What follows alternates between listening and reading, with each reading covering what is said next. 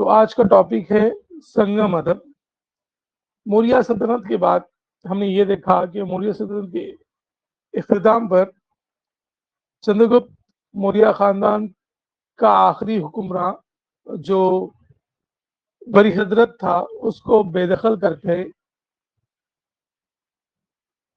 एक नई सल्तनत कायम हुई जिसको संगम सल्तनत कहा जाता है और ये कायम हुई 300 कबल मसीह के दरमियान। 300 कबल मसीह के दरमियान जुनूबी हिंदुस्तान में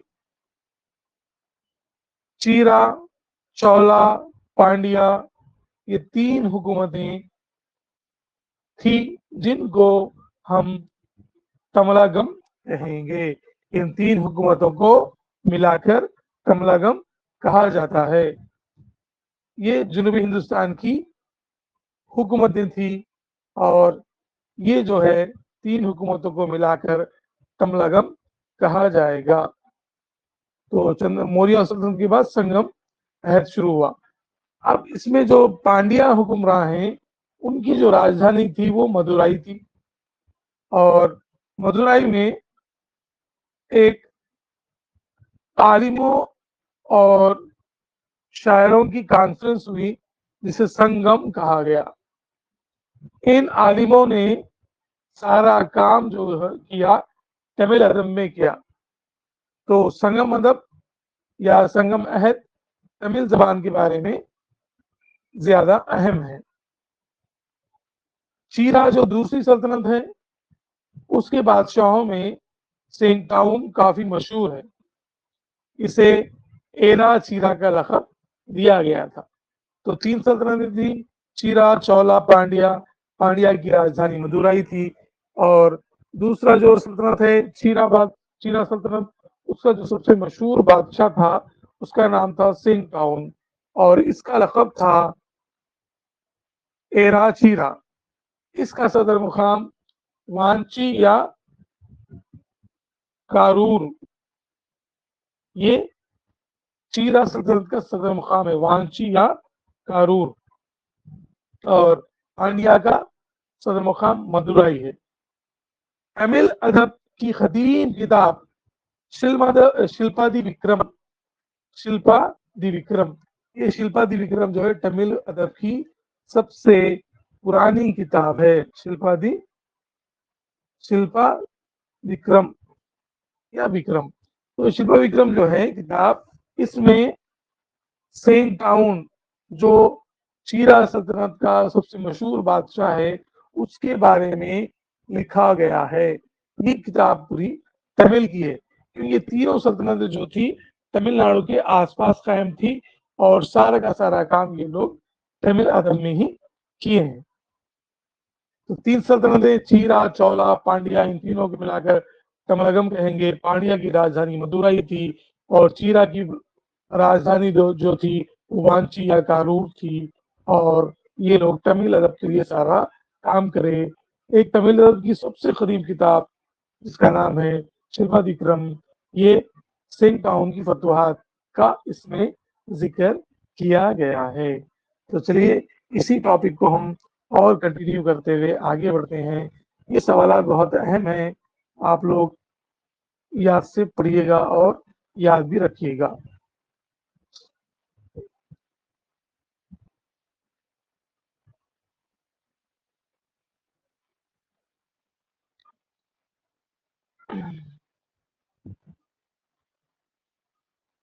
शिल्पादि विक्रम जिसमें सेंगटाउन की फतूहात का जिक्र किया गया ना, उसको लिखने वाला है अलंकु उदगल या उदेकल। ये शख्स है जिसने शिल्पादि विक्रम किताब लिखी जिसमें सेंगटाउन राजा जो चीरा सल्तनत का मशहूर राजा है उसकी फतूहात, उसकी जीत वगैरह का जिक्र इसमें मिलता है। अब तीसरी जो सल्तनत है वो है चौला। चौला सल्तनत का जो बानी है वो है एल एलारा एलारा। ये देखिए, कभी भी किसी भी सल्तनत के बारे में पढ़ो आप, उसका बानी, उसके अहम बादशाह और उसका सदर मुकाम और उनकी कोई खास देवी या देवता है तो वो पढ़ना बिल्कुल जरूरी है। चौला सल्तनत का बानी जो था एलारा था चौला सल्तनत में करकेल्ला चौला ये सबसे अजीम चौला हुक्मरान है। जितने भी चौला के जो बादशाह गुजरे हैं उसमें सबसे अहम जो बादशाह है वो है करकेल्ला चौला। करकेल्ला क्या करा, एक कावेरी दरिया है उस पर डैम तामीर करा। पांड्यों ने कन्याकुमारी में हुकूमत की और मदुराई इनका सदर मुकाम था। किसका सदर मुकाम? पांड्या का। चीना का सदर मुकाम वांशी और पांड्या का सदर मुकाम मदुराई। पांड्या हुक्मरानों में, चौला हुक्मरानों में करकेला चौला सबसे बड़ा और पांड्या हुक्मरानों में नेडोजेन नेडोजेन नेडोजेन पांड्या का सबसे मशहूर हुक्मरान है और करकेला चौला चौला सल्तनत का मशहूर हुक्मरान है और चीरा सल्तनत का सेंग टाउन। तमिल अदब की वजह से संगम दौर को सुनहरी दौर कहा जाता है। संगम दौर कौन सा है? जिसमें 3 सल्तनत कायम हुई थी 300 कबल मसीह के पास। कौन कौन सी? पांड्या, चौला और चीरा, ये 3 सल्तनत कायम हुई थी। तो ये तीनों का जो संगम दौर है ये तमिल अदब के लिए बहुत ही अहम दौर माना जाता है। तमिल जबान में लिखी गई किताबें, चंद का यहाँ पर जिक्र है। देखिए, टोलाकम्बम जो लिखा, ये किताब है तमिल ग्रामर के बारे में है। और दूसरी है सिताली सत्तिया, इसकी जो किताब है मनी मेकलाई। इससे पहले जो रिसेंट सवाल आया था ये आया था संगम अदब के बारे में। तमिल अदब जो था संगम दौर में बहुत का मकबूल हुआ, बहुत फला फूला। तो पहली किताब टोलकपम जो तमिल ग्रामर है उसका लिखने वाला है टोलकपेर और दूसरी सिताली सत्या ये किताब है जिसको लिखने वाला है मनी मिकलाई। और दूसरी है जीवंगा चंतीमणि या चुंतीमणि, जीविंगा चुंतीमणि। ये किताब ध्रुवित्रा का देवर ने लिखी और ये किताब तिब के मुताल्लिक है। तो आप किताबों के नाम और शायर को याद रख लीजिएगा, इम्तिहान में उसी नुक्ते नजर से सवाल पूछे जाते हैं। ठीक है, तो ये किताबें बहुत अहम हैं और किताबों के साथ साथ उसके बानी भी। तो पांड्या जो सल्तनत थी उसके बानी को गेस करिए।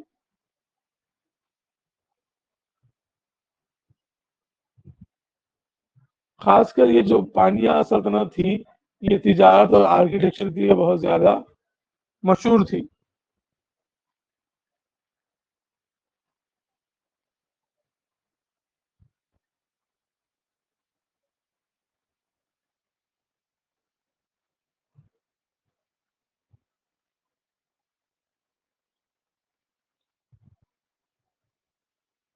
तो ये मदुराई में कायम थी पांड्या सल्तनत और इसका जो अहम बादशाह था या पहला बादशाह था जिसने इसकी सल्तनत कायम की वो था नेडोजिलियन अव्वल। नेडोजिलियन अव्वल, नेडोजन या नेडोजिलियन, इंग्लिश में नेडोजिलियन है।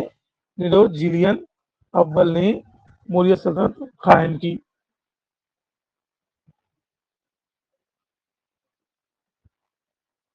और बाज जगह पांड्या सल्तनत का बानी जो है कारकोई है।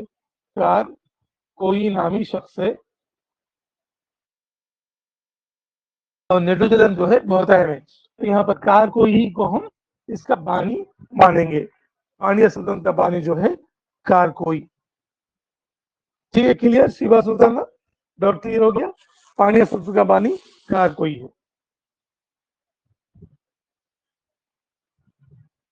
तो चलिए इसमें और आगे देखते हैं।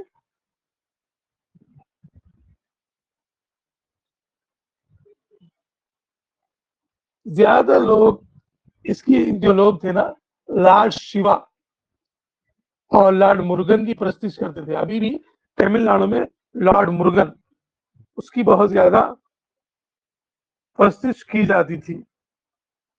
पांड्या सल्तनत के बानी कारकोई था, ठीक है।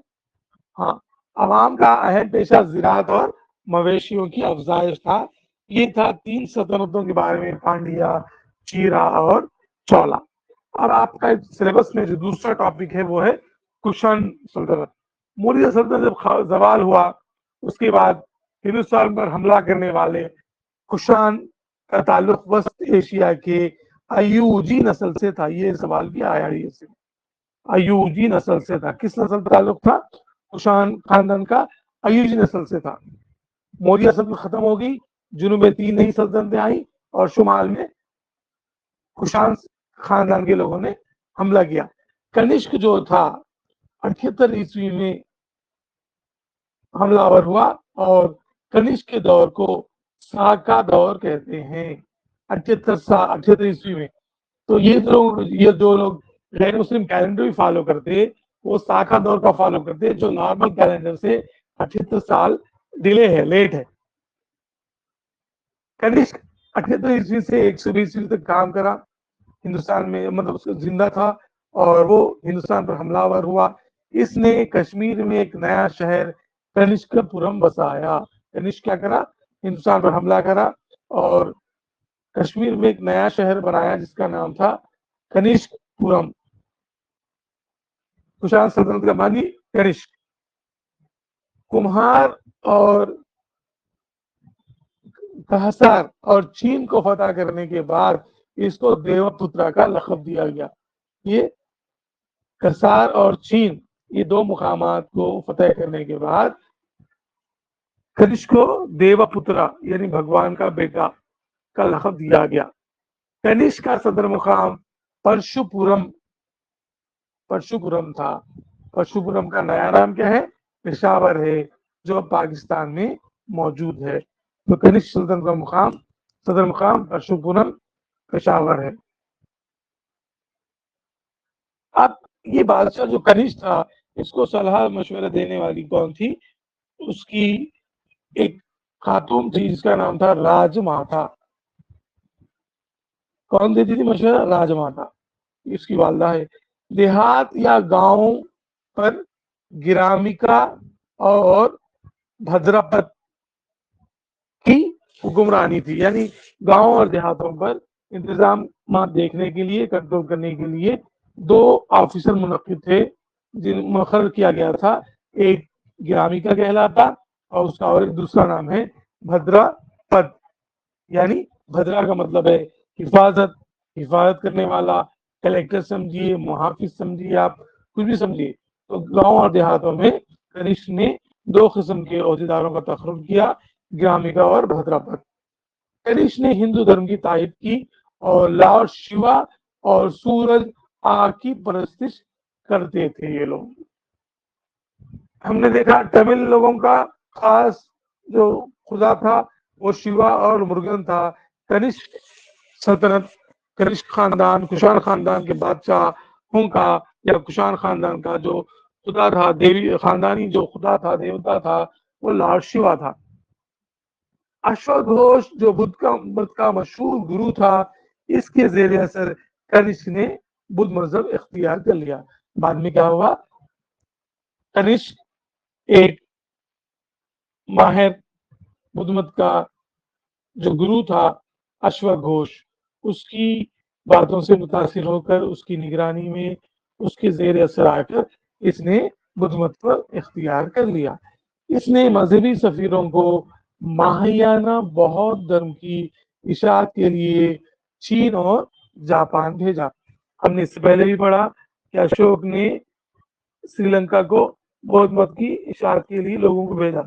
यहाँ पर ये भी बहुत इंपॉर्टेंट सवाल है, कनिष्क क्या करा? महायाना बौद्ध धर्म की इशाअत के लिए चीन और जापान 2 जगहों पर अपने लोगों को भेजा, ताकि वो लोग जाए वहां पर, तबलीग करे और बौद्ध मत का प्रचार करके लोगों को बुद्ध मत में शामिल करे।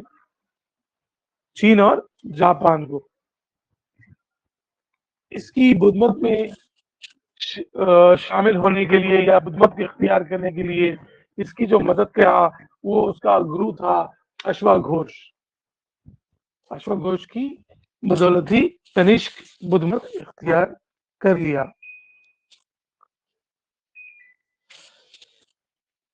अश्वघोष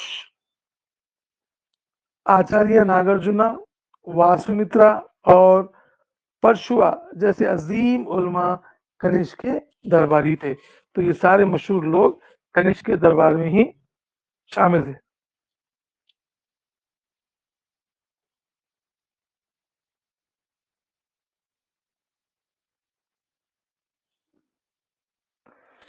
जी, बोध चरित्र लिखने वाला अश्वघोष ही है। और वो जो किताब थी बुद्ध मत की, जो मजहबी किताबें हैं, मजहबी किताबें, वो प्रकृत जबान में है, बुद्ध मत और जैन मत की। और ये जो अश्वघोष है, ये बौद्ध चरित्र किताब अश्वघोष ने ही लिखी थी, लेकिन कनिष्क के दौर में। ये बौद्ध चरित्र जो है एक नज़म है जो संस्कृत में लिखी गई है, जिसमें गौतम बुद्ध की जिंदगी के बारे में लिखा गया है। दूसरी सदी ईस्वी में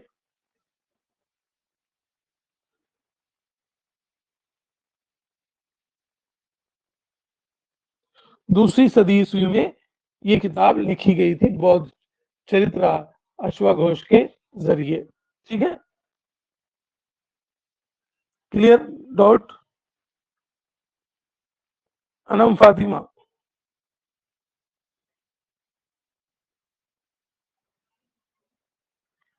अश्वघोष ने बौद्ध चरित्र यानी गौतम बुद्ध की बायोग्राफी लिखी, ये अलग चीज है। संस्कृत की पहली किताबें वेद है, वो दो अलग चीजें हैं। दोनों को मत मिलाइए आप।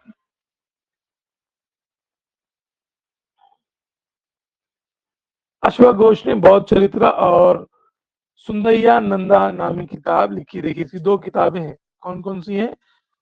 सुंदरिया नंदा और बौद्ध चरित्र, दोनों किताबें अश्वघोष की है। और एक शख्स है चरक, ये क्या किया, इसने आयुर्वेद पर एक किताब लिखी जिसका नाम है चरक संहिता। चरक संहिता नामी किताब लिखने वाला शख्स था चरक, जो है चरक संहिता नामी किताब लिखा, ये आयुर्वेद के बारे में है। ठीक है, तो ये ऐसे सवाल बहुत आते हैं, यही है इंपॉर्टेंट सवाल। और ये नोट्स आपको किसी भी टेक्स्ट बुक में नहीं मिलते। और ये नोट्स पढ़ लिए तो आप काफी है, दूसरे पढ़ने की जरूरत नहीं है, बाकी आपकी अपनी मर्जी। तो चलिए इसी में आगे बढ़ते हैं।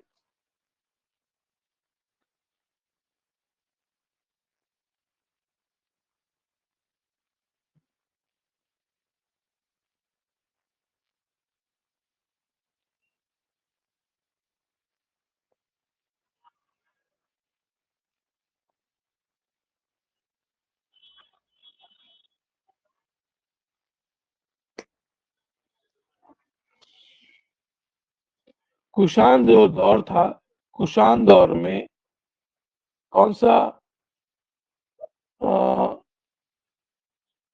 फन फरोख पाया? कुषाण दौर में गंधार फन फरोख पाया।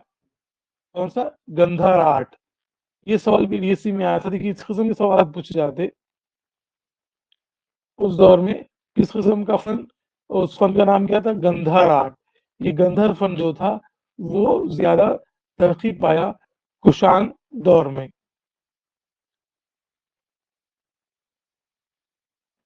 और कनिष्क का दरबारी आलिम जो था वो था वासुमित्रा। वासुमित्रा दरबारी आलिम था। वासुमित्रा, ये वासुमित्रा कनिष्क का दरबारी आलिम था और कुषाण दौर में गंधार संतराशी को ज्यादा फरोग मिला, ज्यादा तरक्की पाया। गंधार एक किस्म के संत राशि के फन का नाम है।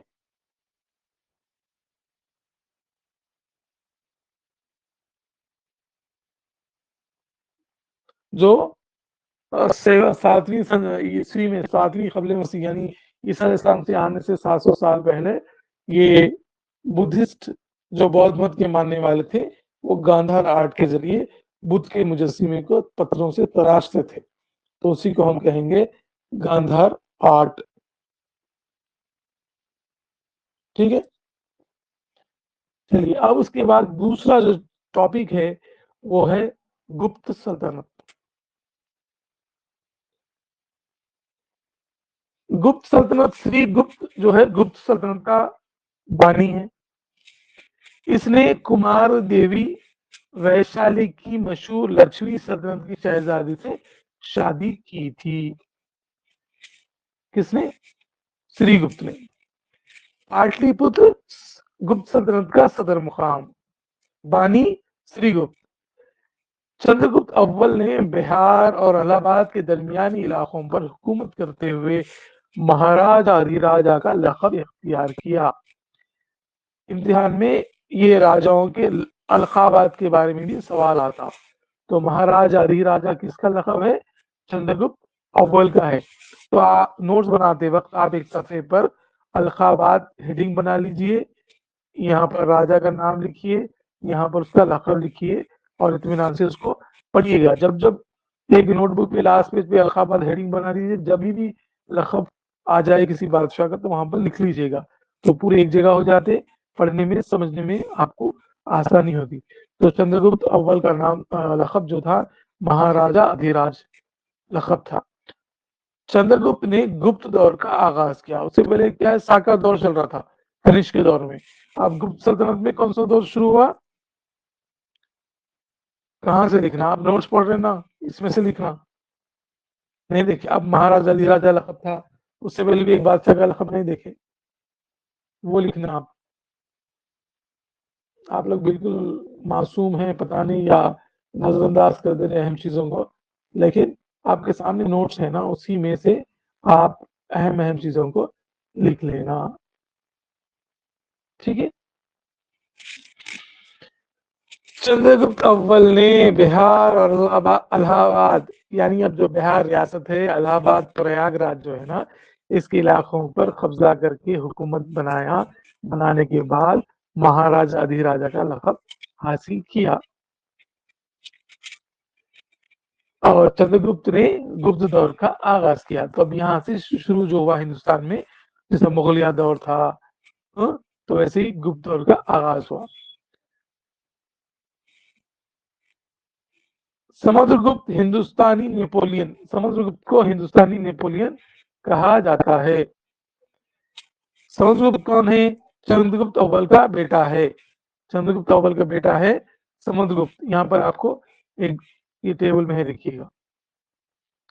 चंद्रगुप्त अव्वल का बेटा समुद्रगुप्त, और उसके बाद समुद्रगुप्त का बेटा जो है चंद्रगुप्त दुवम। दादा का नाम रखे इसलिए उसको अव्वल और दुवम से बुलाया जाता। तो समुद्रगुप्त जो था उसका लक़ब था हिंदुस्तानी नेपोलियन। अपनी फतुहात का जश्न मनाने के लिए समुद्रगुप्त ने अश्वमेधा यज्ञ पूजा पाठ यज्ञ का इनेकाद किया, एहतमाम किया। कौन करा? समुद्रगुप्त करा। क्यों करा? अपनी फतुहात का जश्न मनाने के लिए।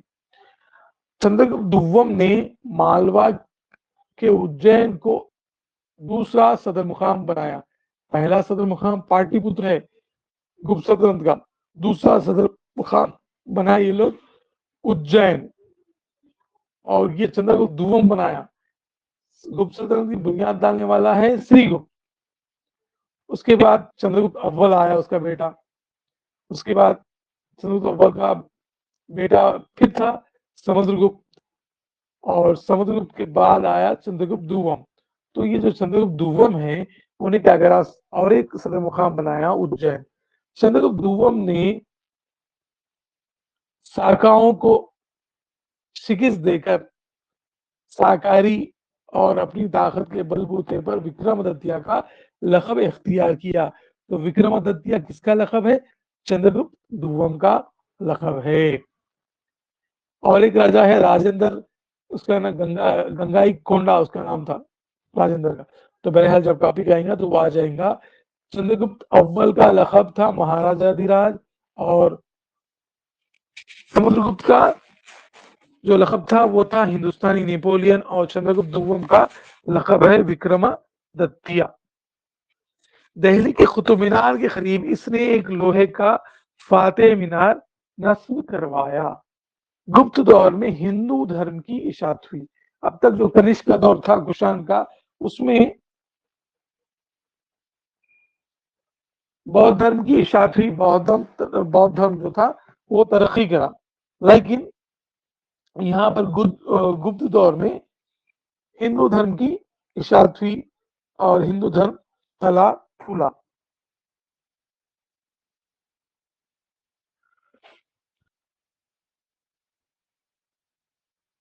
गुप्त दौर में हिंदू धर्म की इशात हुई, हिंदू धर्म के लिए काफी मशहूर है। इस दौर में शाबारा ने दर्शना जैसे संख्या, ये शाबारा शख्स है, इन्हें क्या करा, संख्या यानी गिनते ना, संख्या 1 2 3, दर्शना जैसे संख्या, योगा और मीमांसा पर शरह लिखी और सिफर का तोहफा भी इसी दौर में यानी गुप्त दौर में ही सिफर की इजाद हुई हिंदुस्तान में। हिंदुस्तान ही वो मुल्क है जिसने सिफर का इजाद किया। तो इसी दौर में योगा भी आया, संख्या का निजाम भी आया, यानी सीपियों के जरिए गिनते थे, कौड़ी जो रहती ना खेलने की, उसके जरिए गिनती का रिवाज भी शुरू हुआ। अजंता के गार में बनाई गई दीवारी तस्वीर गुप्त दौर से ताल्लुक रखती है। इससे पहले हम देखा अजंता एलोरा 2 गारें हैं ना, तो अजंता की गार में जो तस्वीरें बनाई गई वो गुप्त दौर से ताल्लुक रखती है। इसके जो 9 रत्न थे उसमें कालिदास बहुत मशहूर था। कौन? कालिदास। कालिदास इसके दौर का मशहूर शायर था। किसके? चंद्रगुप्त दूसम के। आर्यभट्ट मशहूर माहिर नुजुम था जिसने आर्यभट्टायम और सूर्य संधानक सूर्य संधानक ये लिखी 2 किताबें लिखने वाला है। आर्यभट्ट जो मशहूर माहिर नुजुम था, सितारों का इल्म रखने वाला। एक इंसाइक्लोपीडिया बृहत संहिता जो वराह मेहरा ने लिखी। कौन सी किताब है वो? एक इंसाइक्लोपीडिया है, बृहत संहिता वराह मेहरा ने लिखी। और एक है पंच साधिका, पंच साधिका। पंच का मतलब है 5, साधिका का मतलब है हासिल करना, कोई 5 चीजें हासिल करना, ऐसा टॉपिक है, उसका टाइटल है। तो ये इंसाइक्लोपीडिया लिखने वाला था वराह मिश्रा मेहरा। ये 2 किताबें लिखा, एक बृहत संहिता जो इंसाइक्लोपीडिया है और दूसरी किताब है पंच साधिका। ब्रह्मगुप्त ये भी गुप्त सल्तनत का बादशाह है, एक अजीम रियाजीदार था जिसने जमीन की कशिश नकल को दरियाफ्त किया, यानी जमीन की जो कशिश है, ग्रेविटी है उसको, और नकल को, नकल मुकाम जो जमीन घूमती है उसको दरियाफ्त करने वाला भी था ब्रह्मगुप्त गुप्त सल्तनत का बानी। चंद्रगुप्त दूसम के दरबार में 9 संस्कृत के शायर थे, 9 संस्कृत के शायर थे, कालिदास भी था और उसमें सबसे मशहूर जो है कालिदास है। तो इन 9 शायरों को गुप्त दौर के क्या कहेंगे हम? 9 रत्न कहेंगे। 9 रत्न, रत्न का मतलब है हीरे। कालिदास ने संस्कृत में मेघा संदेशम, रघुवंशम, अभिज्ञान शकुंतला, ये कालिदास की संस्कृत में लिखी हुई किताबें हैं। मेघा संदेशम, मेघा का मतलब है बड़ा, बड़ा भी आता मेघा, और मेघा के मतलब है बादल, संदेशम का मतलब है पैगाम। रघु, वो रघुवंशम, रघुवंशम यानी रघु का खानदान। अभिज्ञान शकुंतला, मगरूर शकुंतला। तो इस तरह की 3 किताबें कालिदास की बहुत मशहूर है और गुप्त दौर तहजीब अदब और मौसीकी में बहुत ज्यादा मशहूर था। ठीक है, यहाँ कुछ डाउट है तो पूछिए, नहीं तो आगे बढ़ेंगे।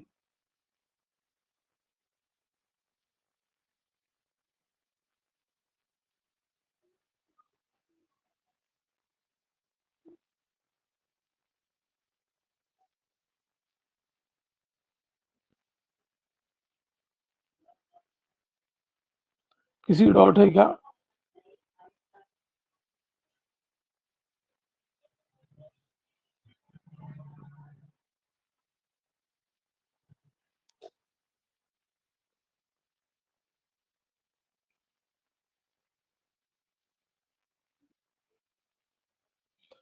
ठीक है, चलिए आगे देखते हैं।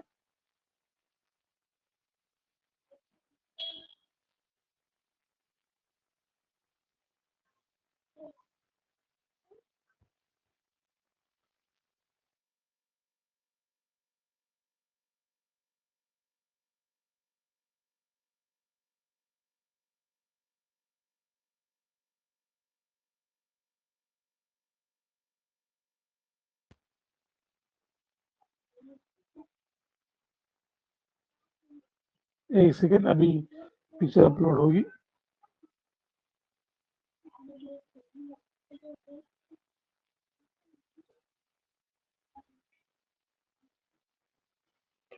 हाँ,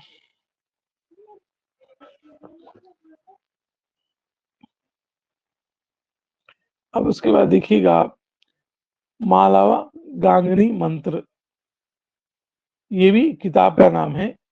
और इस किताब को लिखने वाले कौन है? कालिदास है। कालिदास की लिखी हुई और एक किताब है जिसका नाम है मालवी कांगनी मंत्र। मालवी कांगनी मंत्र, ये किताब का नाम है, जिसको लिखने वाले हैं, किसने लिखी? कालिदास ने। और एक किताब है विक्रम रौश्यम। विक्रम रौश्यम, ये किताब भी लिखने वाले कालिदास है। तो दो किताबें लिखी उन्होंने। वाग्भट ने अष्टांगा संख्या सिंगाहा, ये वाग्भट एक शायर है जिन्होंने किताब लिखी अष्टांगा सिंगाहा, जो तिब्बी मैदान की एक अजीब किताब है। यानी शोबे तिब के मुतालिक वाग्भट नामी शख्स ने अष्टांगा सिंगाहा किताब लिखी। संस्कृत की अल्फाज इसलिए जरा मुश्किल है।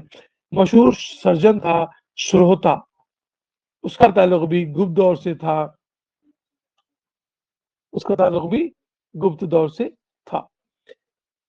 दशा अवतार मंदिर, दशा अवतार एक फिल्म भी है ना, दशा अवतार यानी 10 अवतार मंदिर, जो झांसी के करीब है देवगन में। ये देवगन मुकाम है, करीब देवगन में है, बहुत मशहूर है ये। अजंता के गारों में पद्मा पानी, ये एक आर्टिस्ट है पद्मा पानी, इसकी तस्वीरें जो है हैरतअंगेज है। ये बहुत अहम सवाल है। चीनी बुद्धिस्ट सैया फाहियान गुप्त दौर में एक किताब लिखा जिसका नाम था सी यू की। सी यू की किताब लिखने वाला बुद्धिस्ट सैया फाहियान था, जिसने गुप्त दौर में ये किताबें लिखी। ठीक है,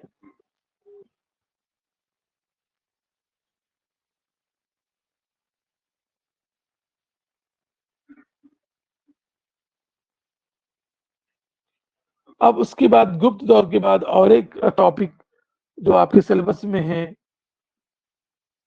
वो है हर्षवर्धन, राजा हर्ष।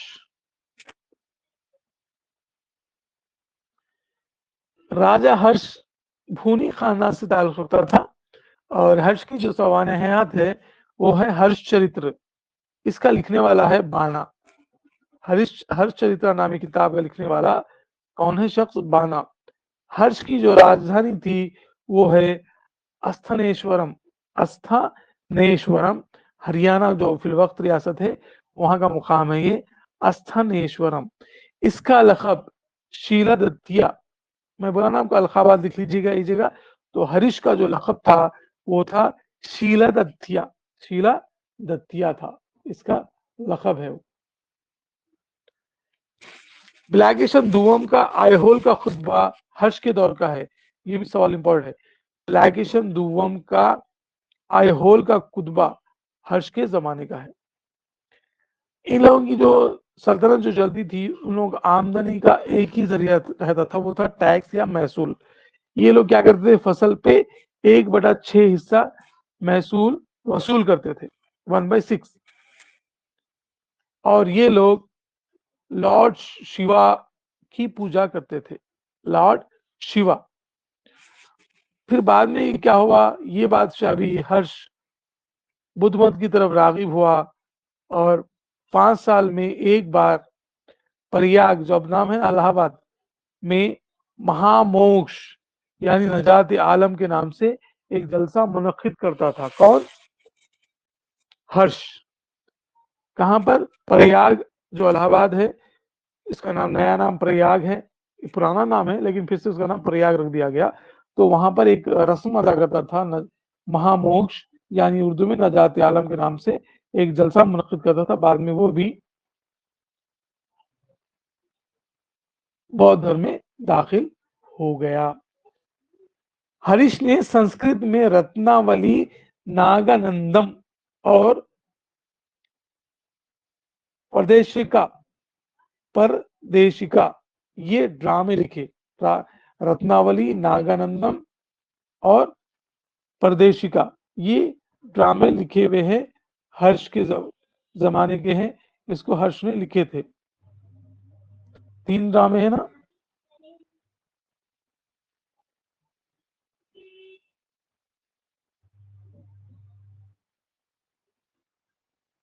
कौन कौन से? हर्षवर्धन की नागानंदा, प्रिया दर्शिका और रत्नावली। प्रिया दर्शिका है ये, करेक्शन कर लीजिए, प्रिया दर्शिका। प्रिया दर्शिका, नागावली नामी 3 ड्रामे लिखे गए थे हर्ष के जरिए संस्कृत में। बाना ने हर्ष चरित्र और कादम्बरी 2 किताबें लिखी। बाना जो है शायर था, हर्ष चरित्र लिखा, हर्ष की बायोग्राफी, और एक किताब है इसकी कादम्बरी। मेवरा ने सूर्य सट्टा ये किताब लिखी, ये उस वक्त के मशहूर शायर हैं। और 712 ईस्वी में अरबों ने सिंध पर हमला किया, यहां से शुरू हुई मुस्लिम हुकूमत। हर्ष ने 100 गांव नालंदा यूनिवर्सिटी के गुजारे के लिए अतिये के तौर पर दे दिए थे। तो इस तरीके से यहाँ पर हर्ष का भी खत्म हो गया। देखिए, मैं आपको बार बार बोल रहा हूँ कि आप जब भी पढ़ रहे हैं उस टॉपिक में, वो सल्तनत अगर आप पढ़ रहे बादशाह के बारे में, तो वो सल्तनत का बानी कौन था, उसका लक़ब क्या था, उसकी किताबें क्या थी, उसकी राजधानी क्या थी, ये चीजें पढ़ना जरूरी है। उसी के बारे में सवाल आते, या उस दौर में कोई अगर सैयाह आया था हिंदुस्तान को घूमने, तो उसके बारे में भी सवाल हमेशा आता। तो ये चीजें यहाँ पर आपको पढ़नी है। कोई डाउट है तो पूछिए आज की क्लास में, नहीं ये तो खत्म करेंगे और कल इंशाल्लाह फिर से क्लास होगी। हम कल पुलावा हुक्मरान और चालुक्य के बारे में पढ़ेंगे, उसके बाद तारीख में और आगे बढ़ेंगे।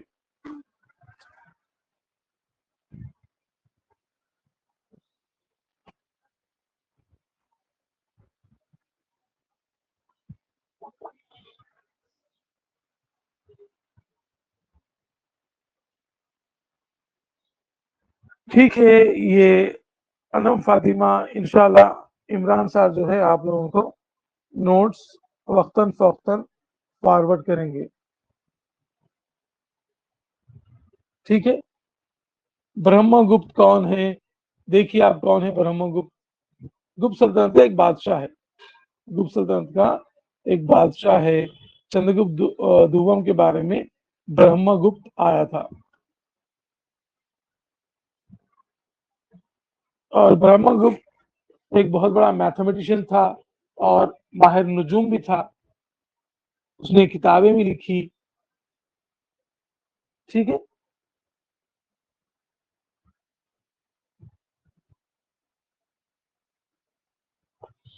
आपको अब 17वां पॉइंट अब याद आया?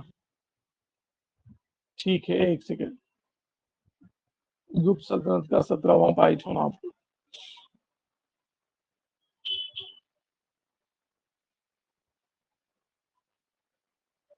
आप लोग क्या करिए, जब भी जो टॉपिक होते रहता ना, दूसरा शुरू होने से पहले पूछ लीजिएगा, आसानी होती, नहीं तो क्या थोड़ा कंफ्यूजन हो जाएगा।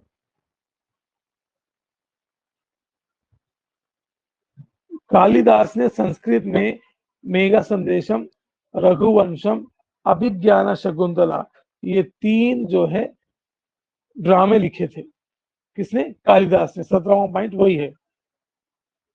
मेघा संदेशम, रघुवंशम, अभिज्ञान शकुंतला नामी 3 किताबें जो लिखा, 3 ड्रामे जो लिखा था वो था कालिदास। और जमीन की हरकत, नकल कशिश के बारे में ब्रह्मगुप्त ने कहा था, दरियाफ्त किया था। वो एक मैथमेटिशियन भी था। ठीक है, और कुछ?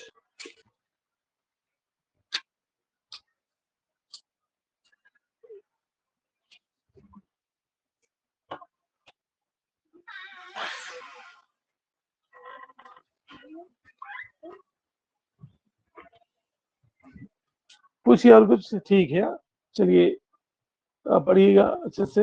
अल्लाह हाफिज, इजाजत दीजिए।